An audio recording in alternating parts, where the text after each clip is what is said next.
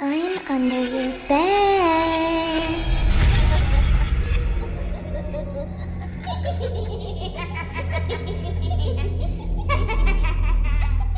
Welcome back to a spooky edition of Inside the Pylon, a Midwest College football podcast. Joined as always by Clinton Boring. My name is Ryan Satkoviak. Was that spooky enough for you, Clinton? That was good, man. That was good. I like the intro. How are you doing this Is that evening? Chucky? I think so. I've I never don't watched know. a Chucky movie in my life. I've watched a ton of scary movies, but never Chucky. You have no idea how hard that was to find, because if you just type in spooky Halloween music, you just get this like nonsensical like Halloween playlists on YouTube. I'm like, I don't want the Monster Mash. I don't want Ghostbusters. Oh my Give god, me- we should have walked into the Monster Mash. I do the Monster Mash. Do the Addams Family or something. I'm like, we're not starting the podcast with this. That's Beetlejuice. Okay. Okay, So I'm I good. have wow, the Jets suck. Of course they do. So I have a proposition. What is that, sir? I think we are at a point as a society where we can recognize that if you're a football player and you drop the ball before you cross the goal line, you should be kicked out of football. I agree. Like, so this just happened in the Jets Texans game. It's happening in the NFL. Like, literally, this jabroni is getting paid millions of dollars to play a sport, and his dumb ass cannot even carry the ball across the goal line. You don't look Malachi cool. Corley, right? You don't look cool. You don't look hard. You look like a moron. So that should be the proposition. If you do it, you get kicked out of the league, and then maybe people will stop doing it. It's dumb. If you do it in It's college, unnecessary. you have to pay the rest of your scholarship back, Yes. or you lose your scholarship for the remainder of your tenure there. How did he go into crippling, life-altering debt? He dropped the ball before he crossed the goal line in a Week 12 midweek game against Ohio University. And his NIL funds were depleted. So how are you doing this evening? I'm good, man. I'm a little tired. We had a really good night with Trick or Treat.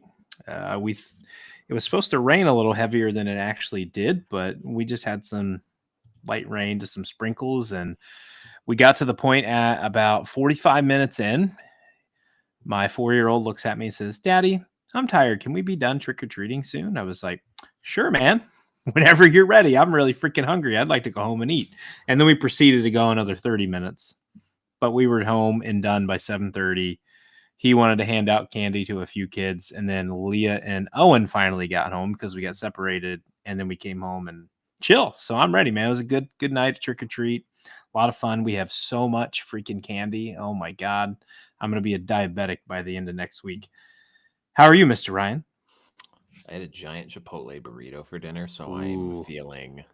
They didn't have any white rice. They had brown rice. The far You look inferior lethargic. rice selection. I'm feeling pretty lethargic. I think I have about 2.5 pounds of Chipotle inside of my tum-tum right now, so pretty tired.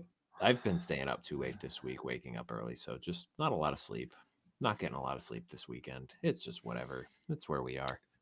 You know, real quick, another side tangent here. You mentioned the brown rice. So that's all I ever used to get at Chipotle, ever. Mhm. And then that's all Leah and I would buy. Mm-hmm.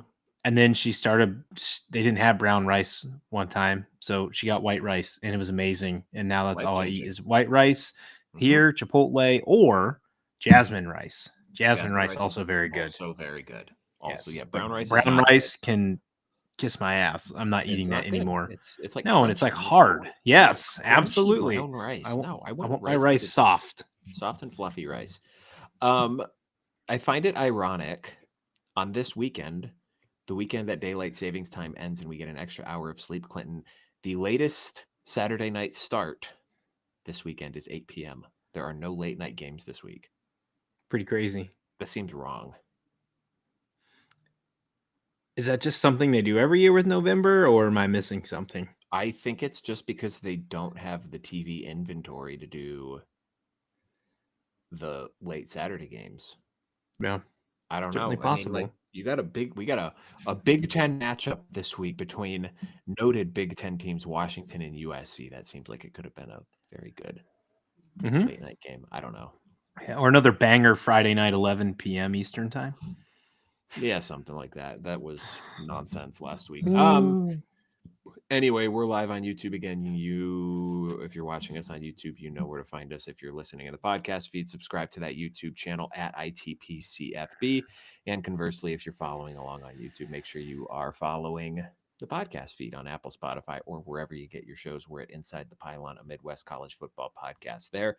I accidentally checked. Well, I didn't accidentally check this out, but I got bored this week, so I Googled us, and we're finally on the first page on Google. So go us. That's exciting. That's awesome.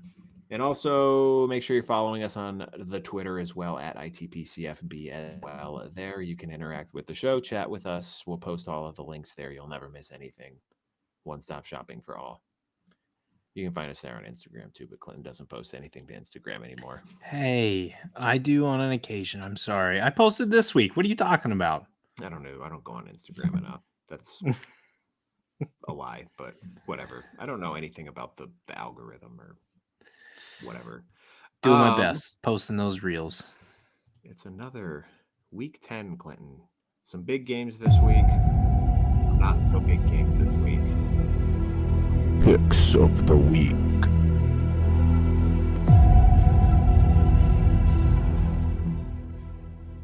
But it's always the weekends that you're not expecting where someone gets sunk into the underwater theme. Before we get to our picks this week, back in early October, we did a segment that was our top 5 Big Ten games of the month. So with the calendar officially turning to November tomorrow, we thought we would do top 5 matchups in November as well before this weekend's slate of games. Since it's technically November, there might be a game or two that appears on one of our lists. So each of us has 5. We're not going to talk through the specific matchups, but we'll just kind of list those games out here. Going 5 to 1. Alternating like last time. Clinton, why don't you start us off here? What's number 5 on your list? Number 5, I actually had a tie. If it's okay to have a tie. I'm going to the... It's your podcast. You can do whatever you want. That's right, I am. November 29th, Nebraska at Iowa. Oh, wow. And November 30th, Notre Dame and USC. That is my tie for number 5. Okay. Do you have a reason for the tie? I mean, I think it's a very intriguing kind of end of season matchup for both Nebraska and Iowa. I think both are, well, Iowa's already bowl eligible, but Nebraska should be pretty well bowl eligible by then.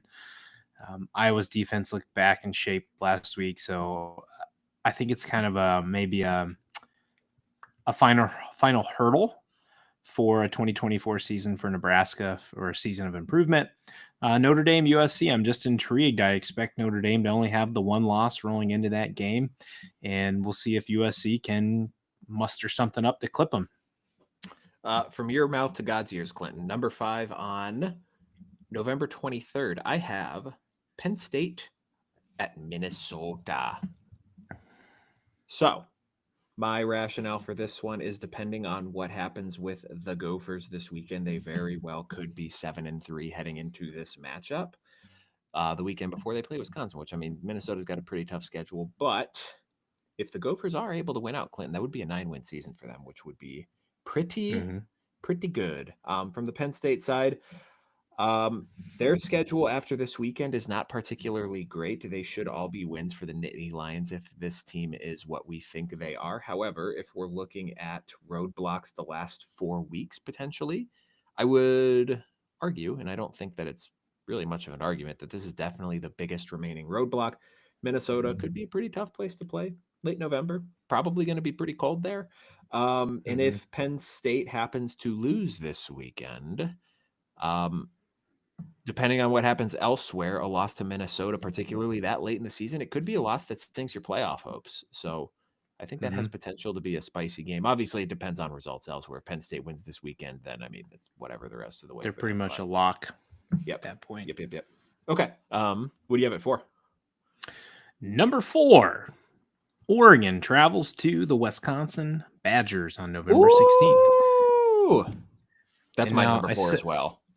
Yeah, I said in the offseason, Oregon would lose 2 games in the regular season. One I thought would be Ohio State. So now my push has to go to Michigan, Washington, or Wisconsin will beat them in 2 of those 3 games. I don't see that happening, but Oregon at Wisconsin, that's another time travel game within 2 weeks of this one. Mm-hmm. On the road, tough battles. Wisconsin's a physical team. We'll see what they do this weekend against Iowa. But I don't know. If Braden Locke can't get over the interception thing, it probably won't happen. But I think it can be an intriguing game. It's a late season game. Oregon could be a little fatigued. I don't know. Maybe Wisconsin makes it interesting. Maybe we see, some snow on the field. It's bitter cold. Typical Wisconsin, like we had Wisconsin, Minnesota a few years ago when Minnesota was, I think, 11-0 going into that game. Mm-hmm. So maybe it's something like that. Yeah, my rationale, and I think we touched on this a little bit on Sunday, is fairly similar. It's more of like a body blow theory as opposed to like a weird matchup thing here. So last weekend, Oregon traveled out here, played Purdue. They're in Ann Arbor this weekend. They got Maryland next week at home, but then coming back out here for a third time in 6 weeks. Plus, Oregon schedules, everyone's got that extra bye this year. But Oregon's last bye comes after that Wisconsin game. So they're a little bit more front loaded on their schedule. So I wonder if there's a fatigue factor given that they're playing kind of that extra game the first, I'm trying to do math in my head, 12 weeks of the season. And then again, their third trip out here in 6 weeks. I mean, jet lag's a thing. Maybe it catches up to them. Cold, good environment. I wonder, hopefully this is a night game and not another big noon game. Yes. Can we speak that into existence, this being a night game at Camp Randall? I think that'd be a lot of fun. Again, cold could be an interesting environment, especially if we do. I don't know if we're going to get snow on the ground by then, but you talked about the old Notre Dame grow the grass out to try to slow down Reggie Bush tactic. I wonder, you get some snow on there, it's slowing down Oregon's playmakers a little bit. So could be a fun game, fun atmosphere. Clinton, number 3 for you, sir. Number 3, we're going to head to November 23rd.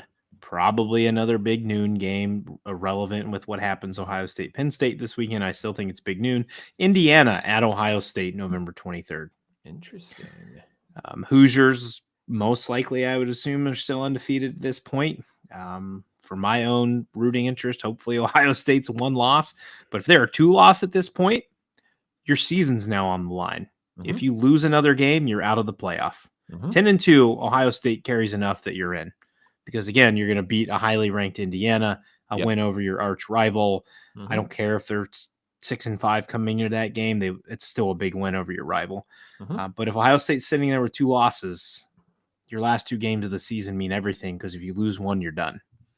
So that's a very interesting game to me. Clinton, that's my number 1 game for those exact reasons. Oh, nice. I So like it. I think we were kind of talking with some Indiana fans on Twitter this week. I think that we'll get some data on Indiana when they play Michigan, because say what you want about their offense, it's still a pretty good defense, and going out and being able to prove yourself against that level of athlete, that says something. That definitely says something. Maybe Michigan's not the impressive win that we thought it would be at the beginning of the year, but that is still a team that has talent on the defensive side of the ball that can test you. But with that Ohio State game, that's your resume point, right? So say what you want about Indiana, and they're beating the crap out of everyone to this point. That is great, but you need to have a big win to 100% solidify yourself. What the committee does with Indiana next week is going to be fascinating, because if they go 11-1, they lose this game, even if it's a close, hard-fought game, but then their best win is Michigan and Nebraska. Like, there's going to be some people south of the Mason-Dixon line saying, well, this isn't a resume that stands up, blah, blah, blah, blah, blah. So they'll I'm argue that 9-3 Ole Miss should get in over Indiana, which is laughable because Ole Miss hasn't beaten anyone good this year. But anyway, but it's the SEC, right? And it just means more. So. It just means more. So that'll be an incredibly fascinating game. I don't ascribe to the theory that 11-1 Indiana should get left out of the playoff. But if they go into this game and they get their ass kicked by Ohio State, then maybe that changes the tune a little bit, again, given the rest of the schedule. And you hit the nail on the head with the Ohio State angle too, right? I don't want to say Ohio State's going to be overlooking Indiana because of the Michigan game the following week, but sometimes human nature kicks in, and you're talking about for the last 365 days how bad you want to beat Michigan again, blah, blah, blah. And, you're foaming at the mouth a little bit because of how bad they've been this year. Like, oh my God, we're going to kick the crap out of those guys. We just got to get through Indiana, blah, blah, blah, blah, whatever. I don't know. But yeah, you're absolutely right. If Ohio State loses this weekend and then they end up losing to Indiana, the 9-3 Ohio State has no business being in the playoff because, again, what's Ohio State's best win at this point? Yep. Iowa? So what was yeah? Oh, I was number gonna say, what was your number 3? My number 3 was Notre Dame at USC. This is depending on what happens the next 3 weeks for the Irish, it is a playoff play-in game because there are some people who think 10-2 Notre Dame can make the playoff. I don't necessarily agree with that, and losing the last game of the year to a USC team that might be 500, that's not great on the resume, man. Like, you can overlook the Northern Illinois loss because you can say that was week 2. Our quarterback was hurt in the second half, and look at what we've done since then. Look at our overall body of work. Even though the schedule is not that great, we still beat a Louisville team that was ranked at the time, a Navy team that was ranked at the time. And Louisville could do Notre Dame a huge favor this weekend by beating Clemson. But you can point and say, we beat everyone and we beat them good. You lose the last week of the regular season, and it's like, you know what? You actually didn't grow all that much. So thanks, but we're going to leave you out. So has the potential to be a gargantuan game for the Irish, and regardless of how good the USC team is, ending the season in LA is always a tough proposition for Notre Dame. And you want to talk about body clock as well. The weekend before, they play Army at Yankee Stadium. So they're going quite literally East Coast to West Coast on that one. Yep. Number 2 for you, Clinton. Number 2 for me lies in this weekend, November 2nd, Ohio State at Penn State. Massive matchup we have talked about not only this week, but all season long, especially for the Ohio State schedule. We said Oregon, Penn State, Michigan. This is, again, preseason, summer, before we knew Indiana was going to take the world by storm. It's kind of, I don't know. We're going to break this game down very soon, but it's put up or shut up time for both coaches. You're both great coaches, but you both have kind of missed the boat sometimes when it comes to top 5 matchups or playing top 5 opponents. We talked about it earlier this week on Monday. Franklin is 1-9 against Ohio State in his 10-year career. Then that would make what? Ryan Day is undefeated against Penn State because his one win came against Urban Meyer. If there's one team Ryan Day that's usually a top team doesn't stumble with, it's Penn State. Like, I know we had a lower scoring game last year, but as a fan, I never felt that Penn State was going to be able to win that game. They didn't have enough offense to do it. So again, we'll see here soon when we break it down. I don't want to get too much into that one because it's coming. Yep, I have that one. 5-10 minutes. So yes, I have that one at number 2 as well, and we'll just save the reasons for when we talk about this game. I can venture a guess what your number 1 is. Minnesota, Wisconsin? Yeah. Totally. No, it's a Michigan and Ohio State. And I'm sorry for those who are listening. Yes, I went 3 straight Ohio State. And that wasn't because they played one game so far this year. So I know their season had to be somewhere. It's not because I have this flag here and I'm a fan. It's because I think all 3 of those games are massively important to the biggest brand in the Big Ten. They need to win them all, get 11-1, and we get the rematch we all truly want, and we know we all want it, outside of probably Penn State fans and Indiana fans, right? They want to be in. But we want the Oregon-Ohio State rematch. National level, Fox wants it. I want it, damn it, as a fan. Who knows? We might lose by 3 touchdowns this time. I don't know. But the Michigan game, Michigan and Ohio State, it's everything, man. You've lost 3 years in a row after Michigan copped out during COVID. Ryan Day is 1-3. The big bad Jim Harbaugh is not there. People can say what they want. Sharon Moore coached the game last year. Jim Harbaugh did the game prep. So that helps a ton. Sharon Moore's got to do this one on his own. This Michigan team, as you already said, has not been that impressive. But you know one thing they have in their minds? We own Ohio State. They haven't beat us in the 2020s yet. And for the Ohio State thing is, I don't think they're going to overlook them at all and think they're just going to smash them because they're not as good this year. I think they're going to be, could they be like overly hungry to win this one? Overhyped to win this one, and it bites them in the ass. And maybe when they beat Penn State and they beat Indiana and then Michigan clips them and knocks them 10-2, which they'd get into the playoff, but you'd miss the Big Ten championship. So I don't know. It's an interesting matchup. I'm hoping my team's sitting there 11-1 when we get there, but we'll see after this weekend. I wonder what the ratings are going to be for that game and like the overall national interest. Because I mean, with the fans, it's still a huge rivalry with Ohio State fans, especially, right? Even though Michigan's not good this year and you're going into that game. It's not like oh, we're going and playing Michigan State, who cares? Or we're going to play Purdue, who cares? There's still that hatred and that I think desire to want to win that game badly this year, given how the last 3 years have gone. we're going to discuss this one probably soon after Ohio State, Penn State, but I think the vibe is Oregon's going to beat Michigan, right? It's kind of a question of by how much. Can they keep it close? Do they blow them out? Yes. Yeah. And then we're going to get Michigan, Indiana. So my thought is if Michigan can steal one of those two, or Michigan keeps them both very close, from the national perspective, it's, you know what? This team is solid enough, right? They've hung with both these high-ranked teams. They've owned Ohio State the past 3 years. Can they get them again? So I think that's the big intrigue, right? Can Ohio State get over the Michigan hump at this point? When you never used to say that for 25 years? I mean, more so like, I wonder what the ratings for the game are going to be, because usually it's a game that is, if it's not the most watched regular season game of the entire season, it's usually top 3 to 5. But like, Fox or whoever's showing this game is still going to hype it. And everyone's going to talk about it because it's still a narrative laden game. But like, outside of like the general, like, Michigan, Ohio, the two fan base footprint, I wonder how many people nationally actually are going to care about this game this year.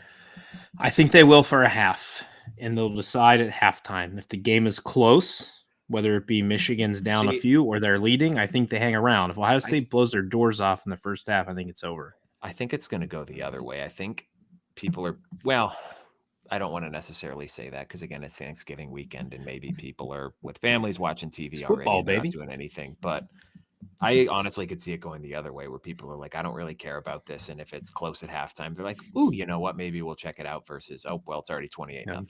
We're going to go shopping or whatever people do when they're hanging out with family. I don't know. Watch the NFL. Well, it's a Saturday, so the NFL games. There ain't going to be any NFL on.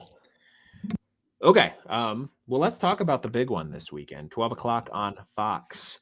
A narrative-laden game, as we have discussed already ad nauseum this week. Number 4, Ohio State, a 3-point favorite, travels to Happy Valley to take on number 3, Penn State. I don't know that I had this line moving towards Penn State on my bingo card because I think it opened at Ohio. Hey, that's not a lot of line movement. Don't get me wrong here. It's 4.5. It was 4.5, 3.5. It was something like that. But I saw some people being like, "Oh, this is going to be Ohio State 6.5 by." Or maybe it might have been before the Nebraska game, honestly. Oh, that'll be minus 6.5 by game time or whatever. And it's gone the other way. So, I mean, you factor in home field advantage, 2 to 3 points. That's saying Ohio State's close to a touchdown favorite on a neutral field, which, I mean, sounds right, maybe. But I got to tell you, if you gave me Penn State plus 6 in this game, I would hammer that and not think twice about it. I mean, I don't know how much time you want to spend on this tonight. I feel like we could still talk about it forever. We talked about it pretty extensively with Matt on Monday. What are keys to the game for you? You texted me this today, and I saw the quotes up on the Twitter this afternoon. Sounds like Zen Mikulski will not be playing at left tackle in this one for Ohio State. It was not revealed who will be. It's kind of cloak and dagger with it. So is it going to be some reshuffling with Donovan Jackson going back out wide and them putting in someone else, Luke Montgomery, maybe a guard? Is it, we're just going to try a third string left tackle and hope for the best? I have not seen any definitive updates from the Penn State injuries. I saw some early practice film. It looked like Drew Aller was running at least at full speed. So potentially encouraging for Penn State on that one, but Clinton notably running in straight lines, not cutting. The ones I saw, not cutting. So not cutting. No, it was straight line sprints, but I mean, he's still sprinting. That's good. Didn't look like he was limping all that much, but Clinton, what are you looking for keys to the game on this one?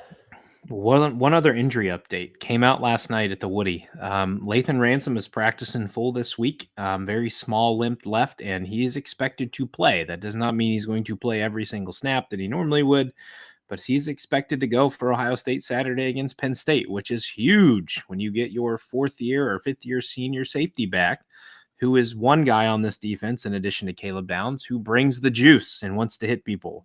That's big for Ohio State. Keys for me. Ohio State trench play. Let's go offense first. Reshuffled O-line again this week. What are you going to do with the Penn State pass rush? Defensive line. Can you get some pass rush with your defensive line? Do they continue with the blitzes and the stunts that they utilized last week? I certainly think they will. It was successful. Utilize those things to try to confuse the quarterbacks for Penn State. Can you get the run game going? 2.9 and I believe 2.5 yards per carry for Judkins and Henderson last week. You're going to get to top 10 run defense. So it might be top 8 by now. So you better figure it out because you need at least something to balance the pass game. You need to be more creative on offense. That was pathetic creativity from Chip Kelly and Ryan Day against Nebraska. You need to utilize the playmakers at wide receiver to be more creative. More Igbuka out of the backfield, jet sweeps, swing passes to him. Please don't throw it into the damn short side of the field. Let Jeremiah Smith. They're going to want to be one-on-one with him. Feed the kid because you need to trust him at all times that he's going to make the play. Keys for Penn State. Are you going to stick to the heavy man coverage that they run a lot of? And Matt talked to us about this. Press man as well. Like, are you going to live on an island against Jeremiah Smith, Emeka Egbuka, and Carnell Tate? That's a risky proposition. Now you say, well, they may affect him with the pass rush. So right here, we're going to go into my next key. How much pass rush do they generate if Denai Sutton is out? You know he's going to be limited if he plays with a groin injury. He could barely move last week when he did it. So then that allows Ohio State to then chip and focus more on Carter. I'm not saying the other guys that Matt brought up for depth aren't good, but they're not Denai Sutton and they're not Carter. You already brought it up, the health of Drew Aller, how it affects his mobility, how it affects his ability to drive the ball down the field when he has to push off and move the ball. Penn State has to start fast. If you have another slow start in this game, you might be in too big of a hole to get out of it. And then my last piece, which I thought was pretty fun, instead of where's Waldo, where's Warren? Where is he going to be on the field this week? And how is Kotelnicki going to utilize him? I think those are the biggest things for each team. Was interacting with some Penn State fans today. Really appreciate their interaction and talking. So those are kind of the keys for me. I don't know if you're similar, a little different, but. Yeah, man, I think you're in November. Everyone's a little bit banged up, but there's some pretty potentially game-altering injuries in this one. It's just such a weird spot with this game because based on how these teams have been playing, it feels like, Penn State feels like the pick here, but I get that the coaching staff is a little different this year than it's been. You got 2 new coordinators in there, but James Franklin has a legitimate Ohio State block. Like, people want to talk about Ryan Day in big games. James Franklin legitimately has a cannot beat Ohio State block. It was literally it was Harbaugh level before 2021. Like, the dude cannot beat Ohio State. So it's kind of one of those. It's such lazy analysis. Like, I can't pick Penn State because their coach can't beat Ohio State type of thing. But I just like it. I have such a hard time. Stats and numbers don't lie, though. No, and it's just like I have such a hard time seeing. On the one hand, you think it's like I have a hard time seeing how this Penn State offense is able to exploit this Ohio State defense without being explosive. And I know we talked a little bit about it on Monday that maybe Penn State's a little bit more explosive than they get credit for. But we also just watched a Nebraska team that has literally no offense just take Ohio State to the Final Horn. And it's like, well, if they can do it in Columbus, why shouldn't Penn State be able to do it in Happy Valley? I would feel a lot better about Penn State in this game if Dennis Sutton was healthy, because that feels like it could have been a potential big-time trump card in this one, having him and Abdul Carter going up against what is going to be a potentially catastrophic left side of the Ohio State offensive line. Like, that was bad last week. And I struggle to see how they get that remedied in a week against this Tom Allen defense. So it's what don't Chip know, Kelly is paid millions of dollars to do, is figure it out. He's done way more with way less at UCLA. Figure it out. And also, like, this Penn State defense is legitimately good. Like, you can make the argument last week, well, Nebraska was able to shut down Ohio State because, they had the offensive line issues, but also it's a good Nebraska defense. That's true. Penn State's defense probably a little bit better. I don't know, man. My head is telling me Penn State, but I think my gut is going to say I just have to roll with Ohio State until I see James Franklin actually do it. Like this is the ultimate show me pick. Like I have no earthly clue what's going to happen. You could tell me any freaking outcome in this game and I would 100% buy it. Close game, blowout, overtime, game's over in the first quarter. Any of it's on the table for me in this one. I have legitimately no earthly idea what's going to happen. But like until James Franklin shows you that he can beat Ohio State, I do not trust that he can do that. Oh man, I went back and forth about 100 times in my head today, and throughout the week at work when we've talked about this game with numerous patients and my coworkers, I've been very vocal saying that I think Ohio State may struggle. I think Penn State's going to win. It's hard to go against your team. Listening to Dan and Ty today on the Solid Verbal, same thing. They both went Ohio State. I like this Penn State team a ton. This one loss to Ohio State, if they do lose, you're 11-1, you're in the playoff. I think there's something for Ohio State to prove in this game that just gives them a little more of an edge outside of your coaching battle. And you already mentioned the Ohio State block for Franklin. I think there's just something this team's going to want to prove. I think the defense is going to get after Aller, and that's with blitzing and stunts in a way that they haven't really shown before because they just like to rely on rushing 4. So it's kind of a new look that you're going to get. I think Caleb Downs is going to be the big playmaker on Ohio State's defense this week, where he makes a play that kind of maybe decides the game, and then Will Howard maybe has to go win it. I don't know. But I'm going to go Ohio State -3. You know, here's what's going to end up happening is Ohio State is going to get Marcel Reeded, where Aller starts. He's clearly not 100%, and they're getting after him. They're kicking his butt. They're down 10 points at the half, and then Bo Prabula comes in the second half, and they just absolutely wax Ohio State up and down the field. And Penn State wins by like 8. I don't think it's going to happen because I think they're going to be fully prepared for both because they've utilized him all year in every single game. Okay, but do you trust Jim Knowles in a big game? That's another good point. He's been booty cheeks in top 5 matchups at Ohio State. Yeah, but I think at that point you're going to just try to take away what he can do with the run, and you're trying to make him beat you with a pass. And he was solid last week, but Matt talked about at a certain point throwing down the field, that's not his strong suit. Ohio State has always defended players like Trace McSorley and those guys well. Sean Clifford. I think it makes it interesting, and you may be right. It depends on what the lead is at the time if they decide to do that. If they're only up 3, then maybe it gets a little crazy, but I think we'll have to see. It's a prove-it week, man. It's a prove-it week for me with Ohio State. Both Ryan Day, Chip Kelly, Jim Knowles, and this team. I think it's a prove-it week. Also, Marcel Reed came in last week and threw 2 passes, and they still freight trained LSU in the second half. And we're still an SEC LSU podcast because they're in our mentions again. Ryan just loves it because he likes to make fun of Brian Kelly. I can't quit you, Brian Kelly, when Bryce Underwood flips to Michigan. That would be funny. Oh my God, he's gonna rain down. That's hilarious.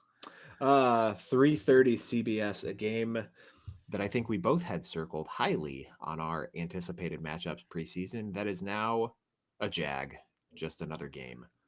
Number 1 Oregon, 14.5 point favorite, traveling to Ann Arbor to take on the Michigan Wolverines. Dude, this game is it's like the excitement for this game is it's a helmet matchup. It's pretty cool that Oregon is playing in Ann Arbor, but they just absolutely steamrolled a team that beat Michigan fairly handily 2 weeks ago. Is there any universe where Michigan covers this spread, Clinton? Yes, I think there is. Is that universe 3 million light years away? There's word on the street Will Johnson may play this week, so that's a big help. They did say he will return this season, so we'll see if that means he's actually going to play this week or not. I think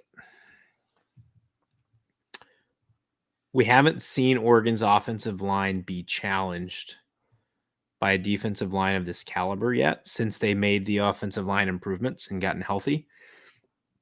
So that's where I think Michigan's got to try to change the game. You know what you need to do. You need to get in and you need to hit Gabriel and you need to sack Gabriel. If you're going to let him dink and dunk or throw over the top on you, you're going to lose this game. Michigan's going to, in years past, we look at Michigan as they're the ones who brings the physicality. I wonder if Oregon's going to be the one that brings it with Whittington and James in this game. The amount of pop that those two have shown this year. Here's my thought. The big thought. If Michigan is to, one, win this game, you cannot let Oregon score more than 17 to 21 points because I don't think Michigan's offense is capable enough of scoring more than that to win, especially against a really good Oregon defense. You have to cause turnovers. If you can force Dylan Gabriel, who's been pretty clean since those multiple red zone interceptions against Michigan State, you got to get something like that to flip this game. And you got to control time of possession. I mean, what? So they got to win by 15, so that's a 30-15 final? Or 31-16? Part of me really thinks Oregon might steamroll Michigan, like blow their doors off. But there's also a pit in my stomach that's saying Michigan's going to keep it close, but they're going to lose. And I don't mean close by like 3. I mean like they're going to keep it in the spread. I just don't believe in their offense enough. Give me Oregon plus 14.5. Well, this is bad. I'm sorry, Oregon minus 14.5. Buddy, if this was Oregon plus 14.5, I'd bet my whole house on it. I would bet my mortgage, the entirety of my mortgage on it. Yeah. Lock of the week. Oregon's a freight train right now, man. Like, there's no letdown look ahead area here. They're locked in right now. They are beating the crap out of everyone that they're playing. It's just like they do everything so well on offense. Like we've talked about, is Oregon gettable on the ground? And I think that could potentially be a problem area for their defense in this one, because if they let Khalil Mullings and Donovan Edwards and they get the Alex Orji package in there rolling, I think that they can potentially milk clock, shorten this game and not win it, but at least keep it close, make it like an 8 possession game total. Even the issue with that though is Oregon's so efficient offensively. I mean, they'll play slow too, right? We've seen them multiple times this year just come out, take long methodical drives, but they can beat you in so many ways. They can beat you doing that. They can hit you with the deep ball. They can, hit the intermediate route. They can do short bubble screens, tunnel screens, whatever. They can beat you with the pass. They can beat you with the run. And I don't know, like, short of Dylan Gabriel melting down and having a 3 interception game, I just don't know what the path to victory from Michigan would be in this one. Even if you look the last couple of weeks on the ground against Michigan State last week, they still gave up 163 yards rushing. Week before that against Illinois, they gave up 800. They gave 800 yards on the ground. They gave up 187 yards on the ground. I think Oregon's a far superior rushing team to both of those. So I like the Ducks in this one. Like, even if Will Johnson plays, I doubt he's going to be 100%. And I like Will Stein's ability to scheme guys away from Will Johnson. Like, if he wants to shadow Tez Johnson. They have enough weapons to do it. If they want to have a Johnson off in this one and have Will Johnson shadow Tez Johnson, well, then they'll just throw to someone else. Or they'll throw to Treshawn Holden. They'll throw to Evan Stewart, James Whittington, you name it. They got it. And I don't know that Oregon, I don't know that Michigan has a passing attack to even remotely challenge in this game. Like we saw it when we were at Purdue. Purdue was hitting some run lanes early, but the second that they got stuffed and got behind the sticks a little bit, Oregon dared them to pass, and they could not do it at all. Pass rush is improving. Michigan's offensive line. Yep, Michigan's offensive line is still a question mark. I would not be surprised if this game was over by halftime. Certainly could be. So give me I Oregon. don't know if Birch is back this week. I haven't really heard a full update on that yet. So So I'm taking Oregon minus 14.5. I don't know. Maybe I don't feel great about locking that one up because I definitely see a way that Michigan keeps this within 2 scores. But again, got to see it against something a little better than Michigan State before I'm going to believe it. Yep. Cool, man. 12 o'clock FS1. The red hot Minnesota Golden Gophers minus Golden 3. Gophers. Speaking of line shifts, this one opened as Illinois. I think a 2-point favorite is now shifted all the way to Minnesota minus 3. Gophers. At number 24, Illinois. Notably, Pat Bryant left last week with a concussion. He is a game time decision in this one. I really like Minnesota in this spot, Clinton. They're playing some pretty good football, most notably Joe Brosmer, the Montana man himself, his last 2 weeks, 6 touchdowns, no interceptions, 513 yards through the air. He's playing some fantastic football. He's really developed a strong connection with Daniel Jackson, who I think has had 19 catches the last 2 games. Darius Taylor has not been as explosive, his overall body of work. I do believe he had a 50-yard touchdown run last week, though, 80-some-odd yards on the ground. So they're playing really well here. And it's not that Illinois has been bad by any stretch of the imagination, but I like the Minnesota balance a little bit more in this one. I think their defense is 12th, Minnesota, in scoring defense this year. So good spot for them to be challenging Luke Altmaier and a Illinois running game that's still not exactly the best. And especially if Pat Bryant does not play in this one, you can kind of lock down Zachary Franklin a little bit more. I like the Gophers to cover this one, Clinton. So I'm taking Minnesota minus 3. So big thing coming in off for this one for Illinois. You just got throttled and beat down by Oregon after making a 3-hour or 2-hour trip to the West Coast for them. Probably 3. And now you got to come back home and go against Minnesota, who's red hot, whose offense is moving the ball well. You might have to do it without Pat Bryant. You're going to get another interception or 2 from our man Coy Parrish in this game. Here's a key stat that I found today. Gophers have only been blitzed on 19% of their dropback situations this year, while Illinois blitzes 35% of the time in dropback situations against their opponent. So Minnesota's likely going to see more blitzes coming at them in this game. So my one question was, how do the Gophers and Brosmer handle this? I like Minnesota minus 3. I would probably have taken this one Minnesota minus 6 if this was the line there. I like Minnesota. I just think Illinois is going to be fatigued. They've had a battle against Michigan, then they had a battle against Oregon, and now you got to come play a Minnesota team that's hot. I think I like Minnesota in this one minus 3. Also 12 o'clock, Big Ten Network. Big game of the week. We get to see it, Clinton. It is the Big Ten Toilet Bowl. Northwestern at Purdue. Purdue a 1-point favorite in this one. The one note I have for this one, Clinton, is maybe the last real winning opportunity for either team in this game this season, because both of them play some pretty hellacious schedules the rest of the way here.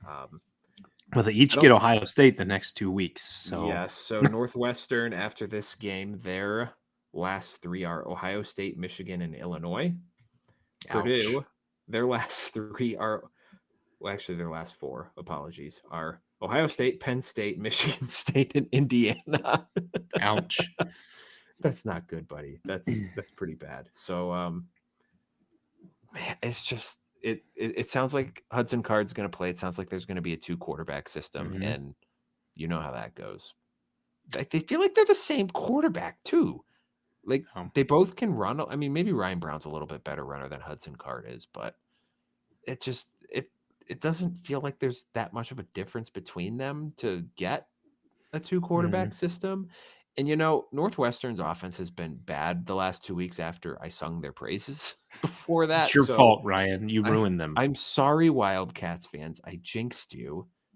I profusely apologize, but I like Northwestern to get it done here.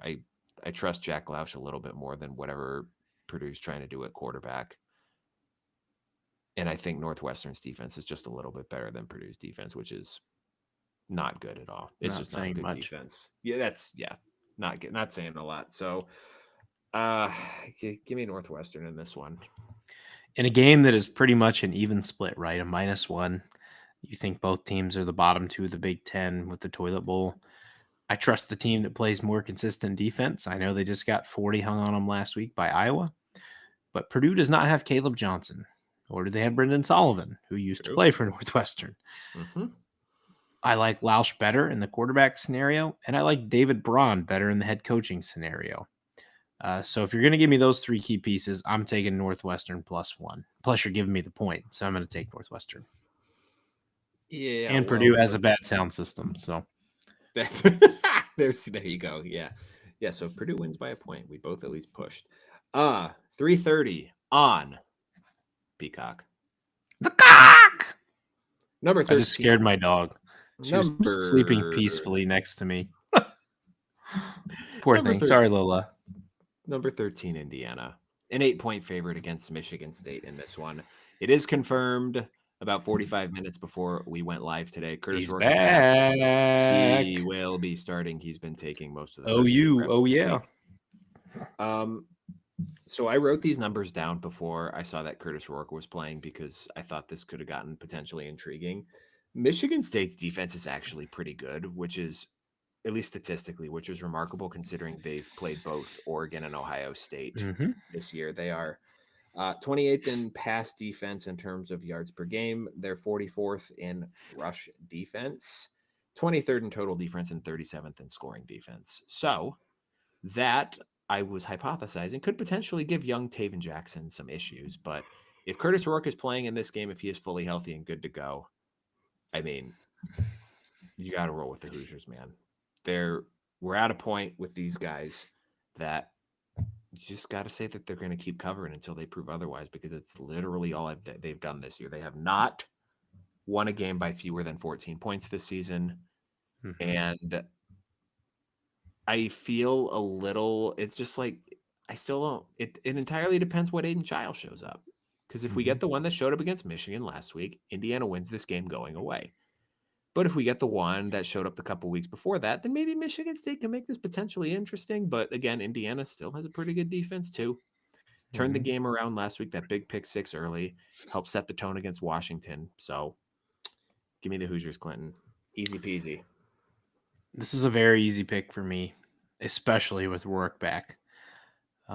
I don't think, we've already said Indiana has not trailed this year. I don't think they trail in this game. I think this game is 14 to 17 to nothing before the blink of an eye, and this game is over again at halftime. I think with Ellison and Lawson, Indiana, if Rourke's not even back to his normal self, you can just feed the ground game and then have the pass game be respectable. I think the one thing we miss is Indiana's defense is more than decent. They're good, and they're going to force Chiles probably into some turnovers. You're right, though. If the good Aiden Chiles shows up and Michigan State can get Indiana's offense off the field some, this could be close. I like Indiana, and I like Indiana big, and I like them so much that I'm going to lock it up.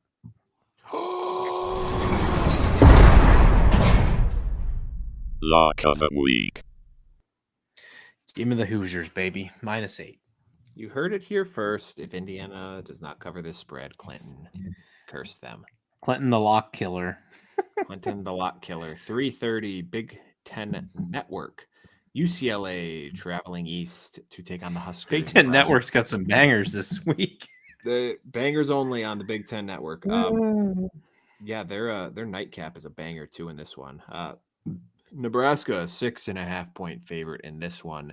How will the Huskers respond, Clinton, after 2 consecutive pretty nonsensical games on opposite ends of the spectrum?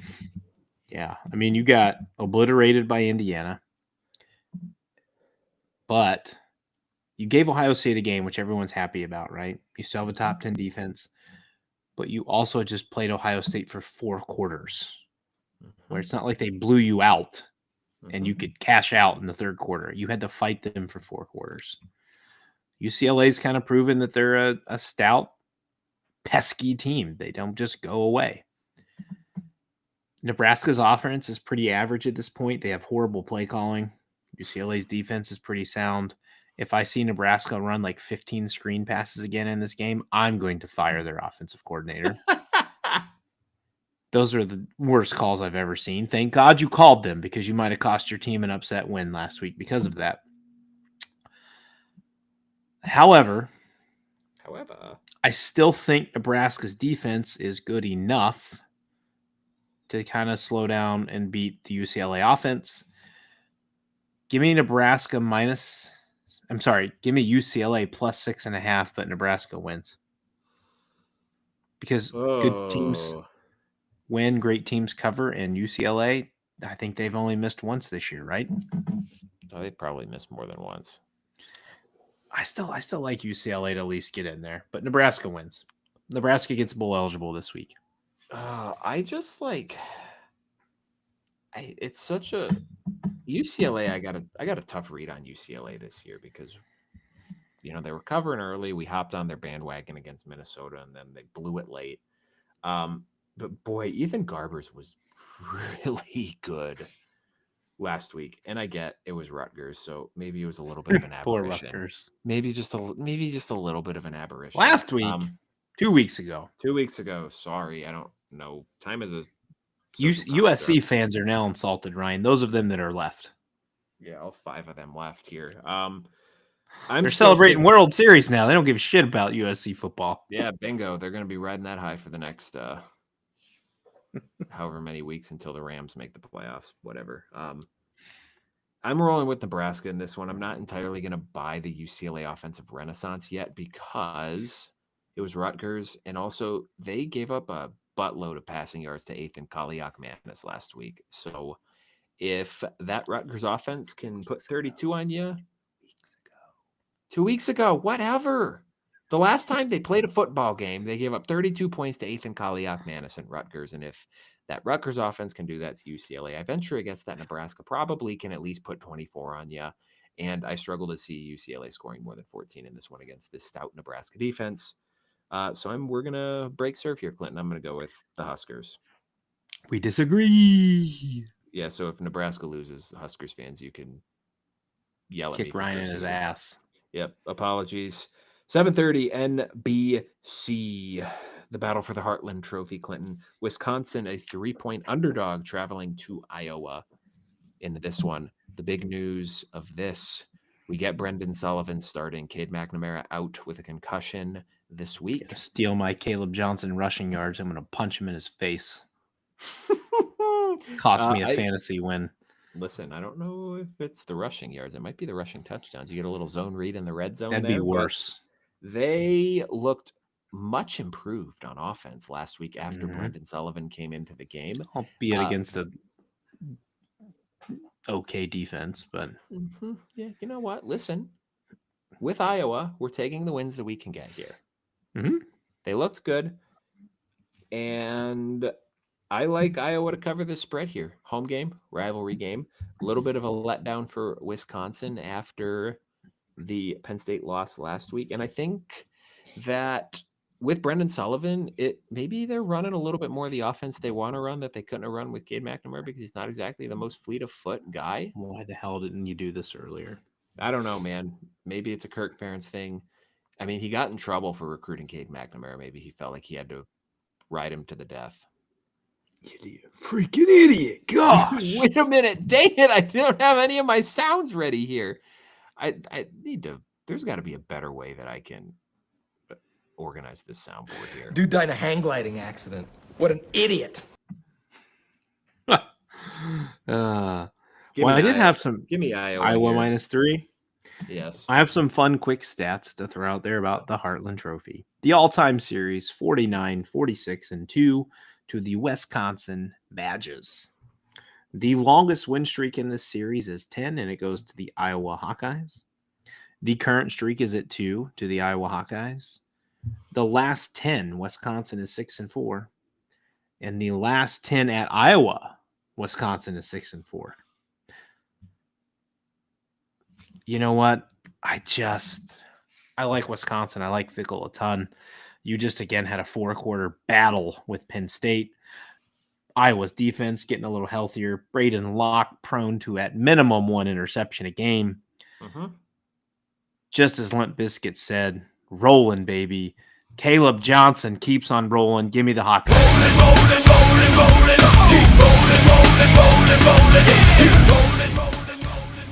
That's now Iowa's new theme song, courtesy of me. Oh, you know what? I can organize these like, look at that. That's so much better. You know what I was going to say this weekend, Clinton? Get out!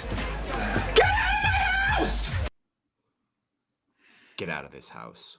You know, you're going to learn all this nice stuff with Riverside, and then we're going to go to a new one next year, and you're going to have to learn it all again. I'm going to, you know what? I got all my sounds saved on my desktop.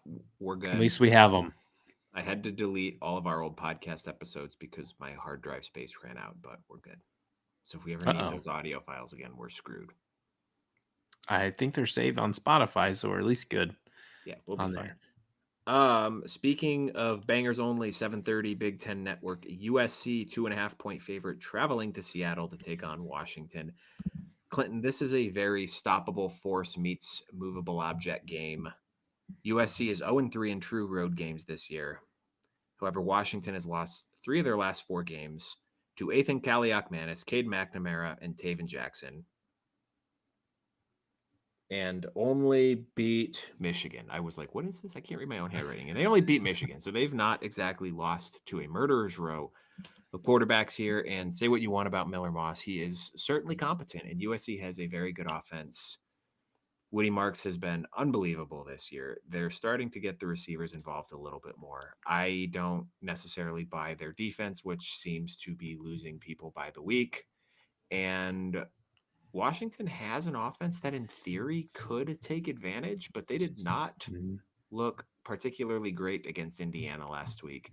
I mean, Indiana's got a better defense. Who has than at this USC. point, though? That's true. That is true. I know it's a home game for Washington, but I'm going with USC minus the points here because I like their offense just a little bit more than Washington right now. You know, the big thing is what USC had. What do we say? How many defensive back starters out this week? 4? You better hope they're healthy this week because Washington can throw the ball, and they have a very talented trio of wide receivers. And you better hope your defense can tackle. Oh God. What happened? I'm just Okay. I burped and coughed at the same time. They have a very, very talented running back in Jonah Coleman. Mm-hmm. And if you can't tackle, you're in big trouble.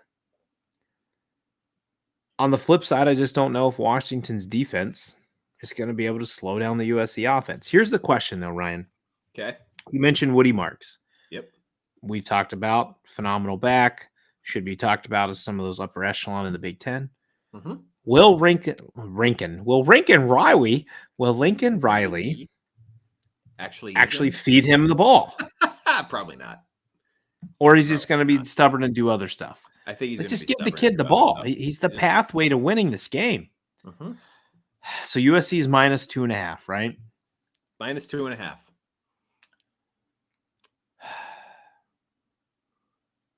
I think this is another one that comes down to the fourth quarter.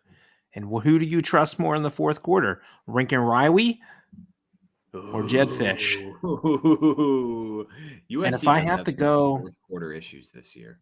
And so you and I, they broke away in the last game in the third quarter. It didn't make it close enough in the fourth quarter for him to choke. Mm-hmm. I think Washington gets back on track this week.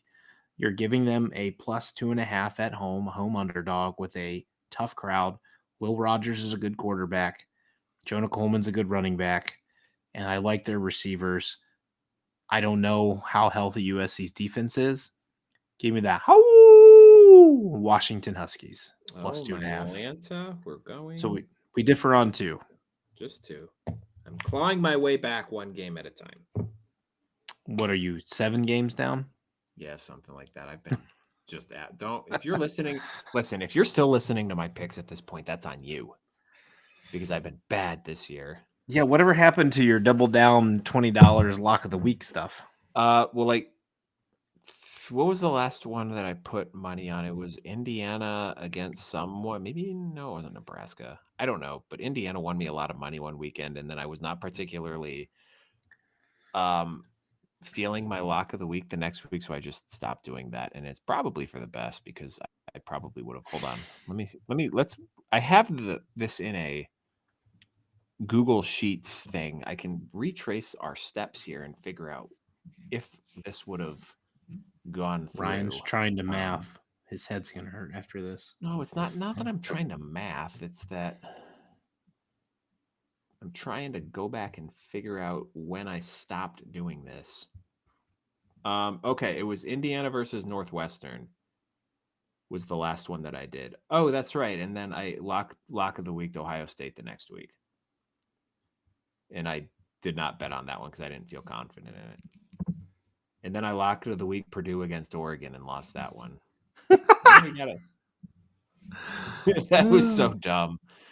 Dude died in a hang gliding incident. What an idiot. What an idiot. He thought Purdue was going to cover against Oregon. God, somebody put that guy in a hospital. What a jackass. USC got me good last week.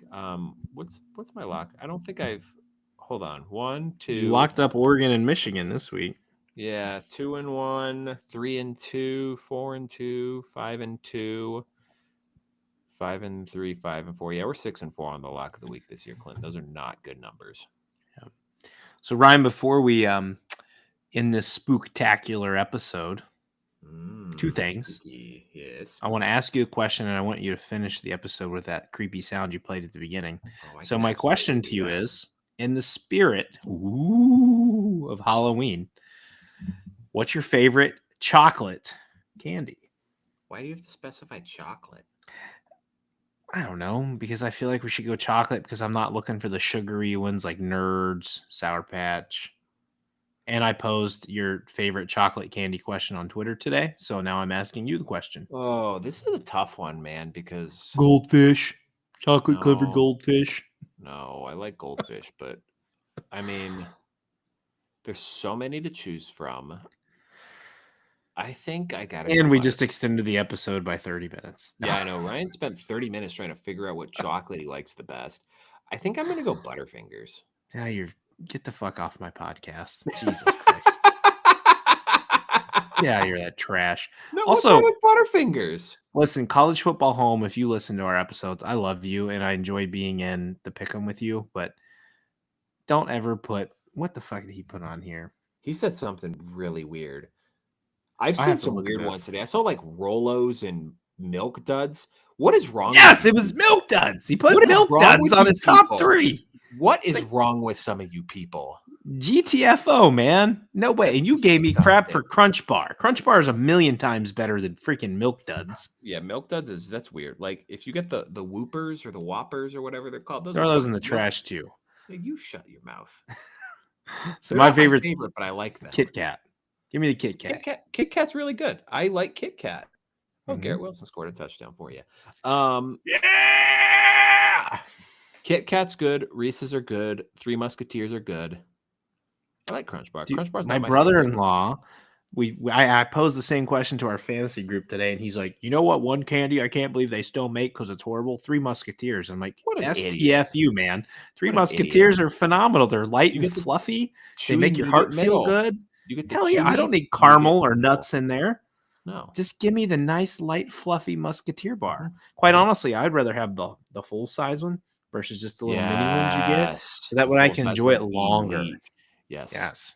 Because then when you get the whole bar that you can eat as opposed to just like the bite sizes, like you get to appreciate the fluffiness. And if you're feeling spunky and your hands are clean, then you kind of poke on it a little bit. It's like, oh, wow, this is so my soft. God, I've never done that, but now I'm going to. It's like trabecular bone. It's so cool. I can't believe I just said that on a podcast. Have you been having much trabecular bone exposed since you snapped your ankle in half? No, thankfully it wasn't an open fracture because that might have been disgusting. I'm a big Twix guy too. I like Twix. You know what's really good is if you get the like tube cookie from Kroger and you make a skillet cookie, but you put like Twix and Reese's between the two layers. This dude is diabetes walking. This is what this is. So good. We need the Wilford Bromley cut now. If you have diabetes and you're on Medicare, diabetes. You know what's actually really good is you get like the white chocolate Reese's or Kit Kat or the cookies and cream Hershey bar. Those are pretty good too. Yeah. I'm a big white. I'm on the Twix train too. Leah had an interesting point the other night. She says like your more smaller bite-sized Twix that you get at Halloween are better than the full-size Twix. Interesting. I thought that was an interesting point. I'm like, I need a full size Twix now to see what I think. I haven't had a Also- full-size Twix in a little bit. Did you ever eat Crunch Bars? Yeah, they're not my favorite. So they're not. But if you think of the classic, right? Like the little small Crunch Bar is not my favorite. But if you go back to that classic blue label with the red crunch on it, and you just slide it off to get to it, and then they had that aluminum foil wrapped around it. That's Yes, what made the that's- Crunch Bar classic. That's fair. That was something unique to them, right? I wasn't tearing a piece of paper. Yeah, I was that's fair. unwrapping foil of happiness and love and joy, I'm and then renaming this demolishing the podcast. chocolate. This podcast title is going to be Week 10 Picks, The Foil of Happiness. That's right, baby. I'm actually going to change it right now. Come for the football talk, stay for the dad jokes. The Foil of Happiness. People are not going to understand this at No, all. we spent the last 10 minutes when we should have been done talking about freaking Halloween candy. That's what makes us fun, right? That's what makes us different. Yeah, anyway. Did you have another question in there? And we just No, I started said I ranting? want you to play the spooky sound one more time. Oh, before I we can play left. the spooky sound. Oh, shit. I'm under your bed. Thanks, everyone, for joining us on Inside the Pylon. We'll see you guys on Sunday night after Week 10. Unless Have a Chucky great gets weekend. us from under our beds. See ya. Oh, God. Good times. That was This is fun. why we're better than all these other Big Ten podcasts. The Foil of Happiness. Golden. I got to cut that. I'm off tomorrow. I got to cut that one out. You should 100% do that. Absolutely. Oh, shoot. Did I All not end right. the stream? Oops. So we're still talking on the stream, but